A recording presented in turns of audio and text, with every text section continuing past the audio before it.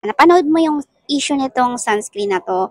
Ayun nga, madaming nakisawsaw na mga content creators. Like, yung iba, hindi maganda yung reaction video nila gamit itong sunscreen. Pero ako chill lang kasi alam ko, may tiwala ko sa CEO natin na maipapaliwanag niya naman yung concern ng mga netizens, diba? Regarding the issue ng mga ingredients na itong sunscreen. At yun na nga, tama yung kutob ko, diba? Huwag ka na mag-alala kasi ako nga ginagamit ko pa rin siya. Ayun, pinapahid ko pa rin to kasi safe na safe at wala naman issue sa mismong pinapahid natin mga mima. Doon lang naman nagka-issue sa packaging or doon sa label ng, ayun, sa packaging. At balita ko nga, sabi ng CEO, magpapalit ng packaging kasi maraming namimeke nito kaya naku, kung balak nyo gamitin to, mag-check out ka dyan sa may basket ko kasi yan yung legit. Okay? So, ayun, kahit ano pang sabihin nyo, proud user talaga ako ng product na to kasi ngayon lang ako nakahanap ng sunscreen na hiyang talaga sa akin. As in, hiyang na hiyang talaga sa akin na hindi ako nakaka-breakout ng malala. Tapos, may pawisin yung mukha ko. Ayun, ina-apply ko yan, medyo basa-basa pa yung